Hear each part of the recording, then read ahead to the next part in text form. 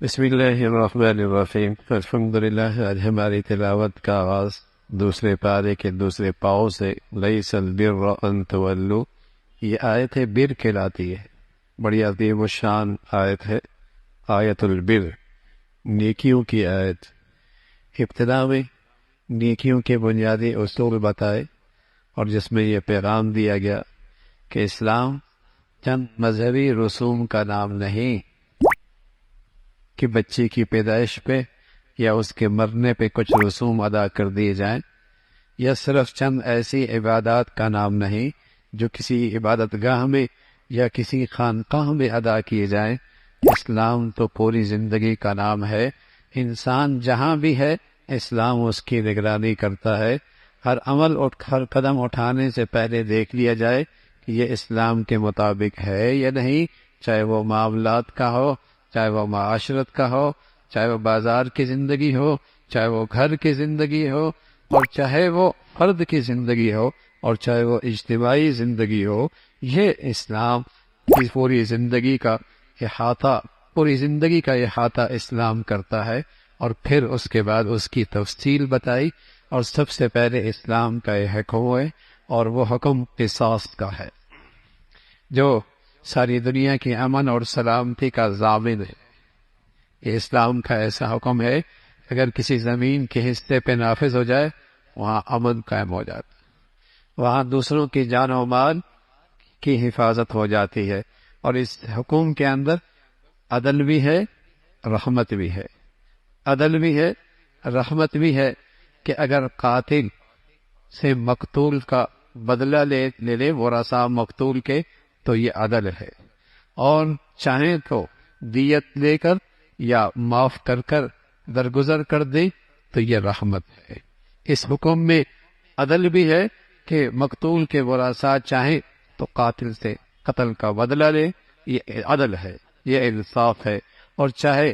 دیت لے کر یا معاف کر کے درگزر کر دے، یہ رحمت بھی ہے اور یہ احسان بھی ہے۔ اس ایک حکم میں یہ دونوں چیزیں موجود ہیں، اور ساتھ اس بات کی تلقین فرمائی کہ قاتل مقتول میں کتنا ہی تفاوت کیوں نہ ہو،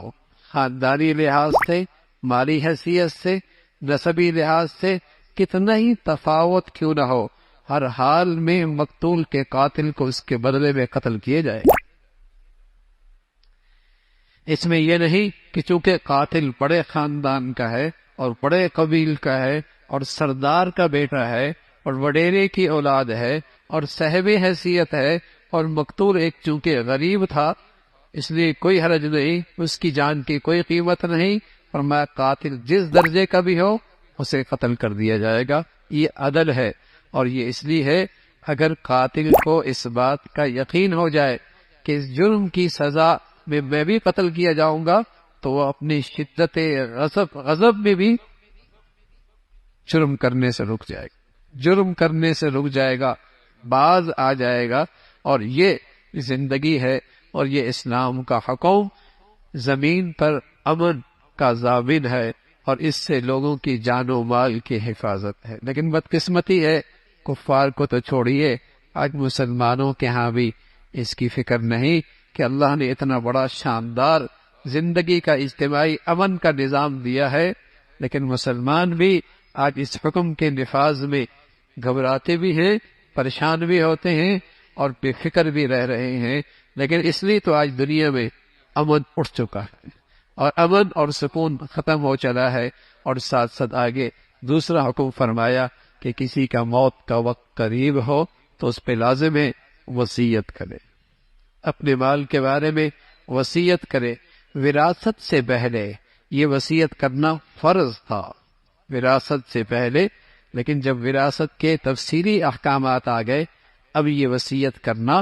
مستحب ہو گیا۔ البتہ اگر اس پر کسی کا ذمہ داری ہے، کوئی قرض ہے اور کسی کو کچھ لین دین ہے، پھر اس کے لیے وصیت کرنا ضروری ہے۔ البتہ اپنے تہائی مال کے اندر اللہ کے راستے میں یا غرباء کے اندر یا رشتہ داروں میں جو وراثت کے مستحق نہیں ہیں ان کے متعلق اب بھی اسے حق حاصل ہے کہ وصیت کر سکتا ہے۔ اور پھر اگلا حکم فرمایا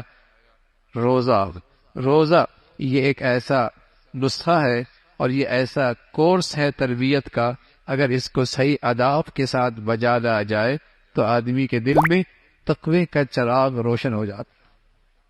اور تقوی کی شمع روشن ہو جاتی ہے، اور اس کا باطن زندہ ہو جاتا ہے، اور اس کے اندر ایک زندگی پیدا ہو جاتی ہے۔ یہ تقوی کی اس روزے کی بدولت یہ تقوی کا نور ملتا ہے، اس کا تذکرہ فرمایا۔ اور پھر یہ روزے اس مہینے میں فرض کیے گئے جس مہینے کی اپنی ایک شان ہے،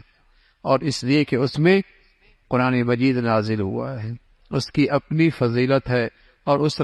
اس مہینے کی اپنی برکات ہیں، جس میں اللہ رب العزت نے یہ قرآن مجید کو اتارا ہے، اور اس بات کی طرف تلقین فرمائی کہ روزے کی راتوں میں مرد عورت اپنا وظیفہ زوجیت اور میاں بیوی کا حق ادا کر سکتے ہیں، البتہ اعتکاف میں اس وظیفہ زوجیت کی اجازت نہیں ہے، اس موقع پہ اس کی اجازت نہیں۔ پھر ساتھ تلقین فرمائی اللہ کے راستے میں قتال اور جہاد کا حکم ہے، اور جس طرح شر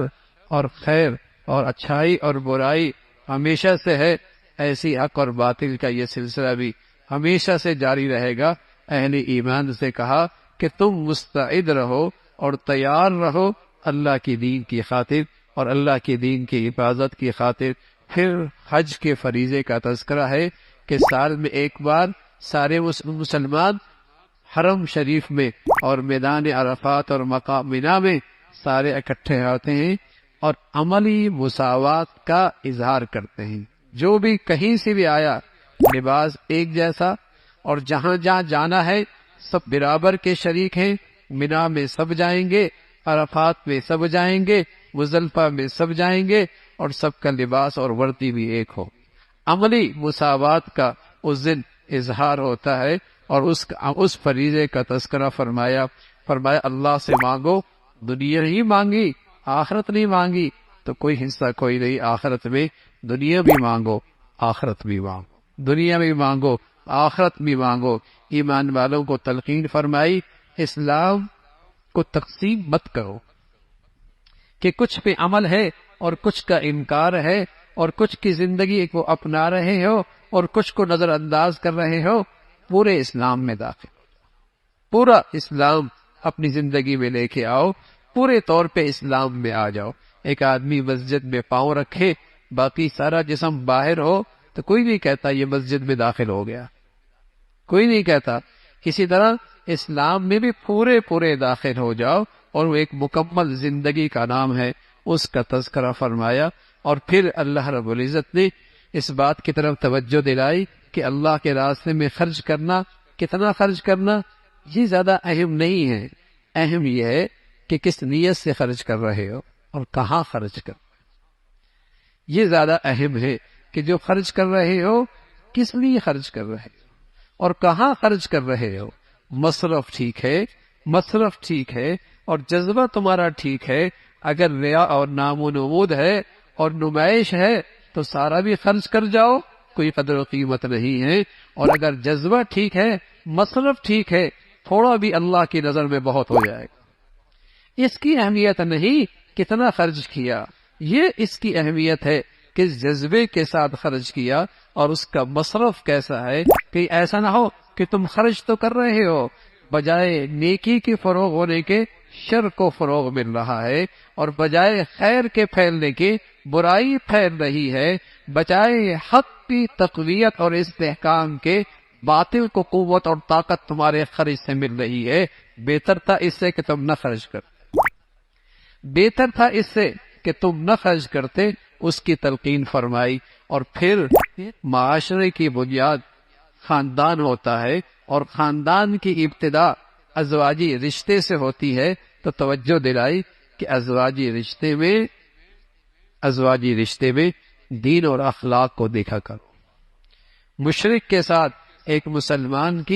مسلمان عورت کی شادی نہیں ہو سکتی، اور ایک مسلمان کی مشرک عورت کے ساتھ شادی نہیں ہو سکتی۔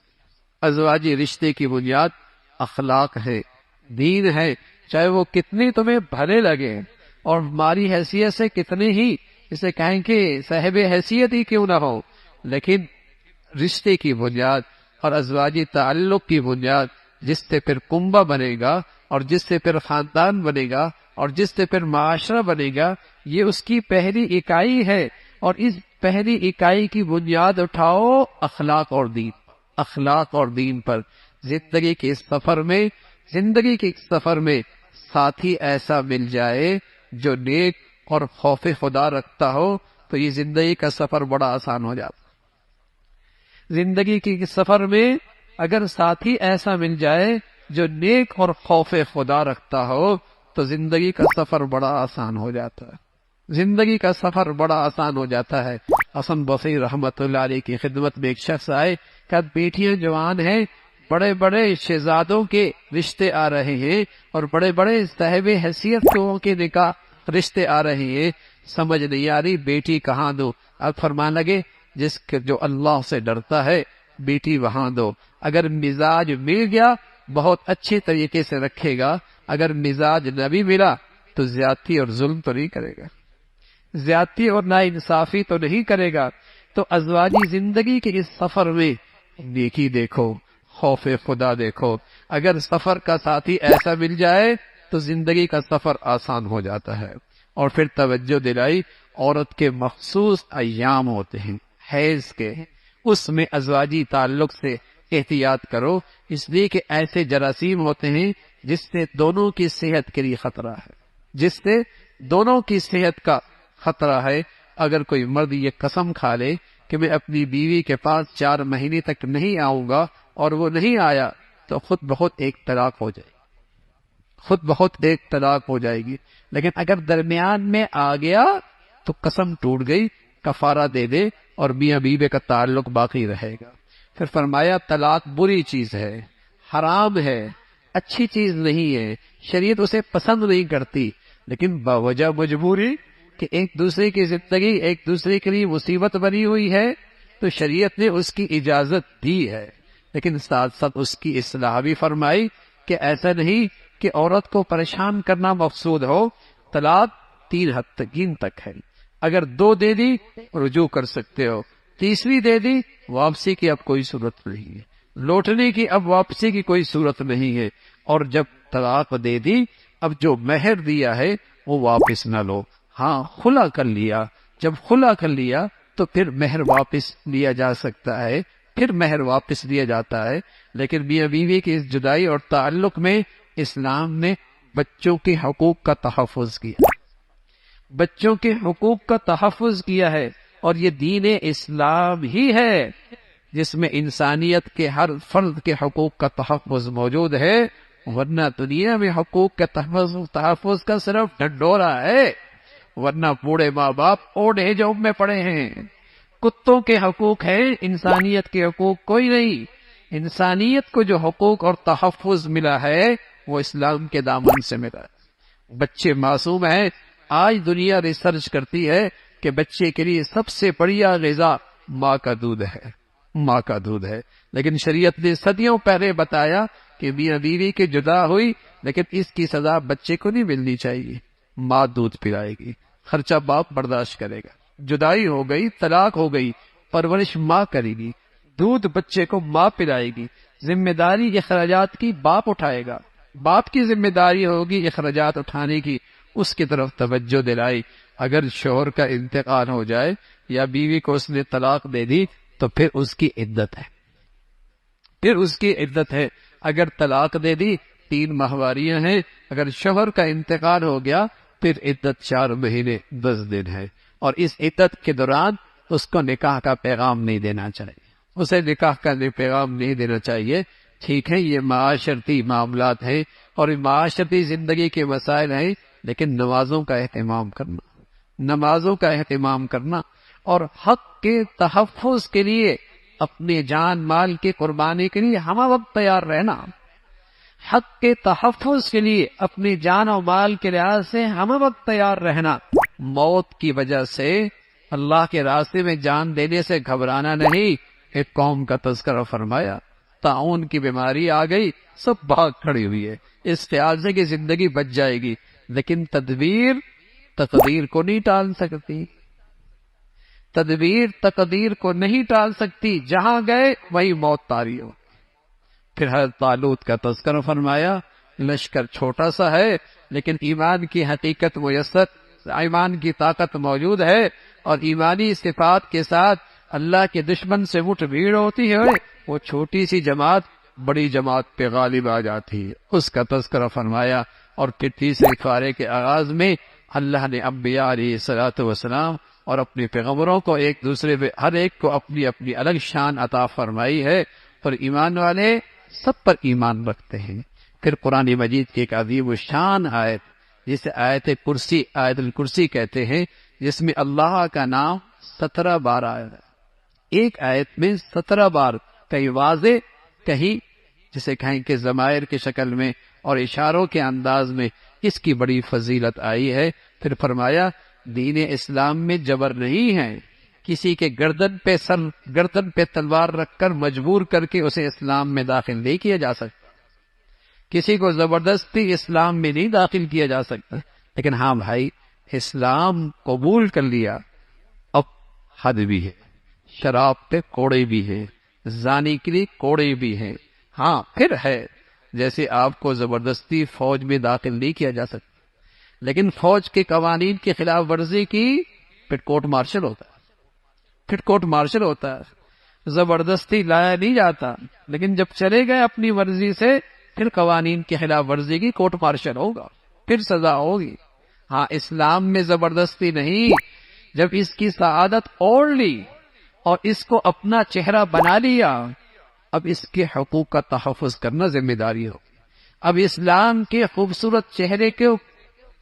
بدنما کرنے کی اجازت نہیں ہوگی کہ مسلمان بھی ہو اور اسلام سے دور اور بیزار بھی ہو، اب تنبیہ کی جائے گی، اب تنبیہ کی جائے گی۔ اور پھر تذکرہ فرمایا ابراہیم علیہ السلام کا، وقت کا بڑا ظالم بادشاہ نمرود، جو بڑا سرکش تھا، جسے اپنی طاقت پہ بڑا گھمنڈ تھا، آپ سے بحث کرنے لگا اللہ کیسے ہے، آپ نے سادہ انداز میں اسے سمجھایا اللہ وہ ہے، اللہ تعالیٰ وہ ہے جو زندگی اور موت کا اختیار رکھتے ہیں۔ کہنے لگا میں بھی تو جس پہ موت کی سزا ہو اسے رہا کر دوں گا، اور جو آزاد ہے اسے سولی پہ لٹکا دوں گا۔ ابراہیم علیہ السلام سمجھ گئے کہ ہے کون ذہن قسم کا آدمی، عقل سے پیدل ہے۔ دوسرا اس کو جواب دیا، فرمایا میرا اللہ وہ ہے جو مشرق سے سورج نکالتا ہے، مغرب میں غروب کرتا ہے، اور فوحید الذی کا، اب اس سے کوئی جواب نہیں بنا۔ پھر اللہ رب العزت نے حضرت عزیر کا تذکرہ فرمایا، ایک بستی سے گڑے، خیال آیا اللہ میاں یہ بستی بنجر ہو چکی ہے اور اس کے جانب رہنے والے سبھی انتقال کر گئے ہیں، تو مردوں کو زندہ کیسے کرتا ہے؟ خیال آیا وہ منظر دیکھنا چاہتا ہوں۔ اللہ نے حضرت عزیر پر موت طاری کر 100 سال کے بعد اٹھایا، قرآن میں 100 سال کے بعد اٹھایا۔ اللہ کی شان، جس سواری پہ تھے وہ تو ہڈیاں بوسیدہ ہو گئے، اور جو کھانا تھا اللہ نے 100 سال تک اس کھانے کو سلامت رکھا۔ جو چیز جلدی خراب ہوتی ہے اللہ نے اپنی قدرت سے اسے محفوظ رکھا، جو دیر تک باقی رہتی ہے اللہ نے اس کا نام و نشان ہی ختم کر دیا، 100 سال کے بعد زندہ کیا۔ اللہ بڑی طاقتور۔ اور میرے عزیزو یہ قرآن میں کہانیاں نہیں ہیں، یہ قرآن اللہ کا تعارف کراتا ہے۔ تم بڑی بڑی طاقتوں سے متاثر ہوتے ہو اور بڑی بڑی طاقتور قوتوں سے مرعوب اور خوف زدہ رہتے ہو، اللہ سب سے بڑی قدرت والے، اور اللہ تعالیٰ آج بھی اپنی پوری طاقت اور قدرت کے ساتھ، آج بھی اپنی پوری قوت اور طاقت کے ساتھ ہیں۔ ابراہیم علیہ السلام فرمانے کے اللہ میں دیکھنا چاہتا ہوں کیسے ہوتا ہے، فرمایا پرندے لے لو اور ان کو ذبح کر دو، اور پہلے ان پرندوں کو اپنے سے مانوس کرو، اور مانوس کرنے کے بعد پھر انہیں ذبح کر دو، پھر ان کا گوشت آپس میں ملا دو، اور ملان کے بعد ایک پہاڑی پہ رکھ دو، اور پھر ان پرندوں کو بلاؤ۔ ابراہیم علیہ السلام نے ایسا ہی کیا۔ پھر کیا دیکھتے ہیں کہ وہ پرندہ، اس کے گوشت کی ہڈیاں پیدا آپس میں ملتی ہیں، گوشت ان پہ چڑھتا ہے، ان کے پر واپس آتے ہیں، ان کی روح واپس آتی ہے، اور وہ سارے پرندے ابراہیم علیہ السلام کے پاس اڑ کے آ جاتے۔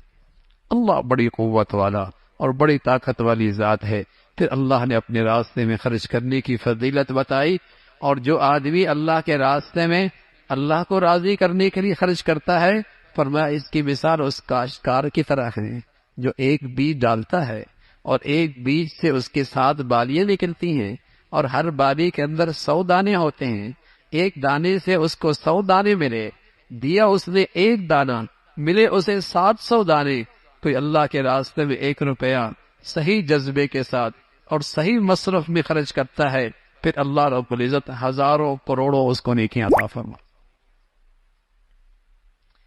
پھر اللہ تعالیٰ اسے ہزاروں لاکھوں کروڑوں نیکیاں عطا فرما، اس کے خزانوں میں پھر کوئی کمی نہیں ہے۔ فرمایا ہاں، خرچ کرنے میں خرچ کے آداب کا خیال رکھا کرو۔ ایسا نہ ہو کہ خرچ تو کیا لیکن احسان جتلایا، خرچ کیا لیکن نمائش اور نام و نمود کے لیے۔ اس کی مثال تو اس کاشتکار کی طرح ہے جس نے چٹان پہ تھوڑی سی مٹی دیکھ کر بیج ڈال دیا، ذرا سی بارش ہوئی، مٹی بھی گئی، بیج بھی گیا۔ چٹان پر تھوڑی سی مٹی دیکھ کر بیج ڈال دیا، بارش آئی، مٹی بھی گئی، بیج بھی ضائع ہو گیا۔ ریاکار کی مثال ایسی ہے، نیکی کر کے جتلانے والے کی مثال ایسی ہے۔ فرمایا خرچ کرو، چھپ کے کرو، علل اعلان کرو، دونوں اللہ کے ہاں قابل قبول ہیں۔ پھر اللہ کے راستے میں جو دین کی خدمت اور حفاظت میں لگی ہوئی ہیں، ان پہ خرچ کرنے کی فضیلت بتائی۔ فرمایا وہ لوگ جو لپٹ لپٹ کے لوگوں سے بھیک نہیں مانگتے، وہ ہیں بڑے عفیف، بڑے خوددار، لیکن ہیں غریب، اور ان کی زندگیاں اللہ کے دین کی خدمت اور اس کی علم کے سیکھنے میں لگی ہوئی ہیں۔ یہ تمہارے مالوں کے زیادہ مستحق ہیں۔ پھر سود خوروں کی مذمت فرمائی۔ فرمایا سود خور کل قبروں سے ایسا اٹھے گا جیسے کسی پر شیطان یا جن مسلط ہو جائے تو مجنون سا ہو جاتا ہے، ایسے ہی سود خور قبروں سے اس انداز میں اٹھے گا۔ سود خور کے لیے قرآن نے وہ وعید بتائی جو کسی بڑے سے بڑے گناہ پر بھی ایسی وعید اور ایسے عذاب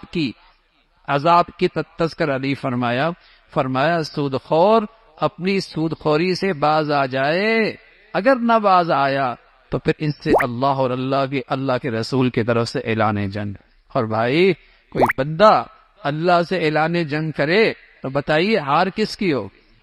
مقابلہ کرے تو شکست کون کرے، کس کی ہوگی؟ کون رسوا اور ذلیل ہوگا؟ سود خور کے لیے یہ اللہ کی طرف سے سخت وعید اور تنبیہ ہے۔ اللہ رب العزت ہمیشہ حلال عطا فرمائے اور برکت والا عطا فرمائے، اور سودی لین دین سے اور سودی کاروبار سے اور سود کے کھانے پینے سے اللہ تعالی ہمیشہ محفوظ فرمائے۔ پھر معاملات کے سلسلے میں قرآن کی سب سے بڑی آیت، معاملات کے سلسلے میں آج کا مسلمان عبادت کا دیندار تو ہے اور عبادت کا مسلمان تو ہے، لیکن معاملات اور معاشرت کا مسلمان ڈھونڈنے سے نہیں ملتا۔ آج کا مسلمان عبادت کا مسلمان تو ہے، لیکن معاملات اور معاشرت کا مسلمان ڈھونڈنے سے نہیں ملتا کہ وہ معاملات میں بھی مسلمان نظر آئے نا بھائی، وہ اپنے اٹھنے بیٹھنے رمی خوشی کے اندر بھی تو مسلمان نظر آئے۔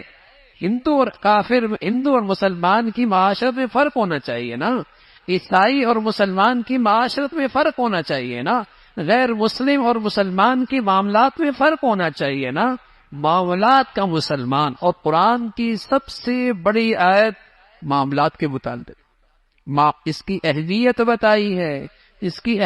بتائی ہے کہ معاملات اسلام میں کتنے اہم ہیں۔ اگر تمہارا لین دین ہو اور کسی وقت کے لیے ہو، ادھار ہو، دستاویز لکھ لو، کسی کو گواہ بنا لو،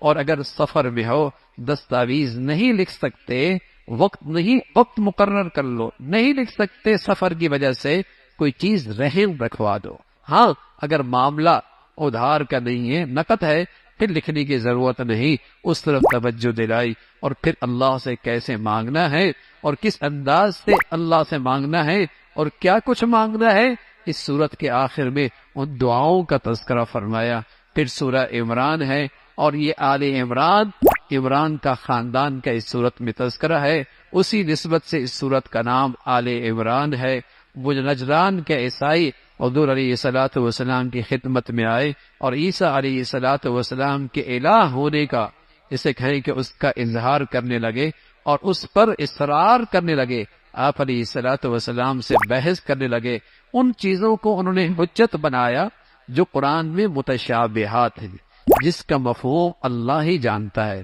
قرآن میں کچھ آیتیں محکم ہیں جن کا مفہوم بالکل واضح ہے اور احکامات کی بنیاد بھی وہی آیتیں ہیں، لیکن جن کے مزاجوں میں فتنہ ہوتا ہے وہ متشابہات بنا کر گمراہی کو پھیلاتے ہیں۔ اس کا تذکرہ فرمایا بہت ساری دنیا کی نعمتیں جو اللہ نے دے رکھی ہیں، لیکن لوگوں کے دلوں میں وہ ایسی رچ بس گئی کہ ان نعمتوں نے اسے اللہ سے غافل کر رکھا ہے، حالانکہ اللہ کے پاس جو ہے وہ اس دنیا سے بہت بہتر ہے، اور اللہ کی رضا سب سے بڑی دولت ہے، اور وہ اللہ کے نیک بندوں کے لیے ہے جو اللہ سے فریادیں کرتے ہیں، معافی مانگتے ہیں، اور خاص طور پہ سحری کے وقت اللہ تعالیٰ کے سامنے توبہ اور استغفار کرتے ہیں۔ اللہ رب العزت کو جو دین پسند ہے وہ دین اسلام پسند ہے۔ جو بھی اسے اختیار کرے گا اللہ رب العزت اسے دنیا آخرت کی فلاح عطا فرمائیں گے۔ اے پیغمبر، آپ کا کام ہے اللہ کے پیغام کو صحیح طور پہ پہنچا دینا۔ اللہ رب العزت اپنے بندوں پہ خوب نظر رکھتے ہیں اور خوب واقف ہیں۔ اللہ عمل کی توفیق نصیب فرمائے۔